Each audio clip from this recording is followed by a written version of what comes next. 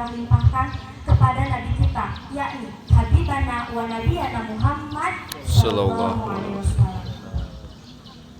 Tak lupa kepada para sahabatnya, kepada tabi'in wal tabi'atnya, dan kepada kita selaku umatnya, semoga mendapat syafaatul uzma di yaumil jazaa wal hisab nanti. Pada pagi hari ini saya ingin menyampaikan kultum tentang 4 cara untuk menggapai mimpi. Apakah teman-teman semua punya mimpi? Harus ya, karena mimpi itu kan gratis. Nah, apa sih 4 cara itu? Yaitu yang pertama, percaya sama rencana Allah. Disebut istikharah. Artinya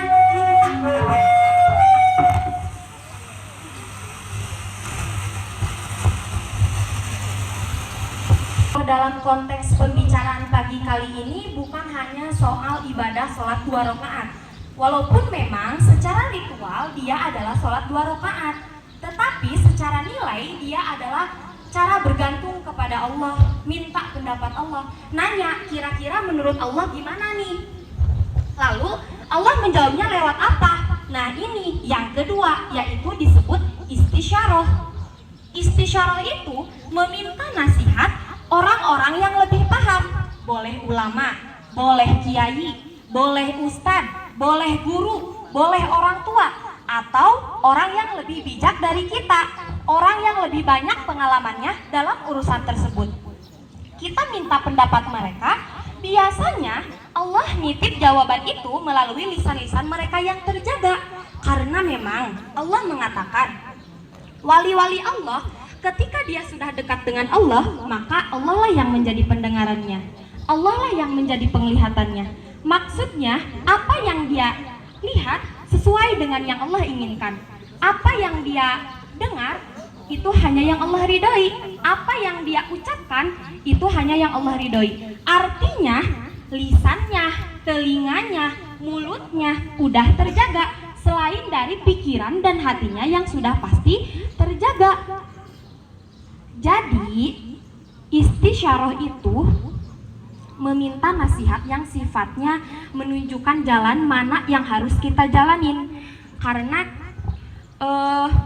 dalam wujud, maksudnya karena kan Allah gak bisa ya nurunin langsung wahyu kepada kita, karena yang hanya bisa nerima wahyu itu hanya para nabi gitu.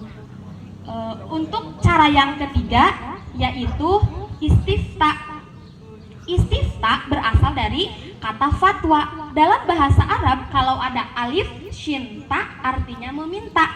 Meminta fatwa itu apa? Hal haram, benar, salah, hak, batil, mana yang harus kita pilih? Nah itu disebut istifta. Sehingga datangnya harus kepada ulama. Beda dengan istisyarah. Istisyarah mah boleh orang bijak, boleh orang tua, boleh ulama, boleh orang soli yang ahli ibadah. Bisa jadi orang soli itu teman kita sendiri atau orang-orang terdekat kita. Nah itu istifta, datangnya harus kepada ulama. Kalau di Indonesia, ulama yang tergabung dalam organisasi resmi yaitu ada majelis ulama. Nah untuk cara yang keempat, ini yang paling penting, yaitu istiqomah. Apa sih arti istiqomah? Banyak orang yang mengartikan istiqomah itu terus menerus. Bukan, itu namanya dawam. Kalau kita sholat tahajud setiap hari selama 1 tahun, disebut dawam sholat tahajud. Namanya qawam. Kalau sekali doang, qaim. Kalau kita berpuasa Senin Kamis selama bertahun-tahun, disebutnya dawam berpuasa. Namanya shawam. Kalau sekali doang, shoim. Kalau cewek, shoimah. Jadi shoimah itu puasa cewek, puasa cowok.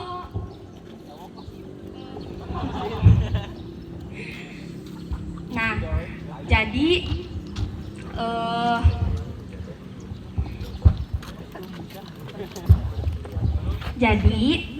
istiqomah itu sebenarnya bukan konsisten, karena kan dawam itu kan artinya konsisten. Kalau istiqomah itu artinya komitmen. Apa bedanya? Komitmen itu tetap on the track apapun kejadiannya. Gak mau keluar dari garisnya, gak mau keluar dari fisabilillah, gak mau keluar dari syariat dengan batasan syariat yang luas. Jangan sampai kita menuduh orang, itu udah keluar dari syariatnya, padahal dia gak keluar, cuman batasan syariat kita saja yang sempit.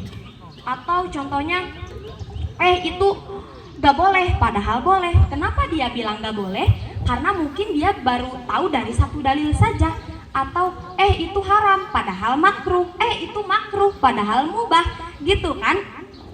Nah, intinya kalau kita gak keluar dari syariat, apapun kejadiannya, kita disebut orang yang istiqomah, komitmen dengan Islam. Kalau kita komitmen, Allah pasti bisa bantu. Nah, itu dia dari 4 cara kita untuk mengejar kebaikan yang kita harapkan. Yang pertama, minta pendapat Allah. 2, minta pendapat orang bijak. 3, minta pendapat ulama. Kalau kita sudah tahu dari ketiga itu, yaitu istikharah, istisyarah, dan istifta, maka kita harus fastaqim, tetaplah di situ, jangan melenceng. Walaupun hanya mata ataupun pikiran, apalagi sampai kaki kita. Kalau teman-teman sudah seperti itu, teman-teman gak usah khawatir, karena Allah mengatakan, janganlah kalian takut karena Allah bersama dengan kalian. Sekian kultum dari saya, mudah-mudahan bisa bermanfaat, khususnya bagi diri saya sendiri, umumnya bagi kita semua. Mohon maaf bila ada kata yang saya ucapkan tidak kurang berkenan di hati teman-teman semua. Wabillahi taufik wal hidayah. Wassalamualaikum warahmatullahi wabarakatuh.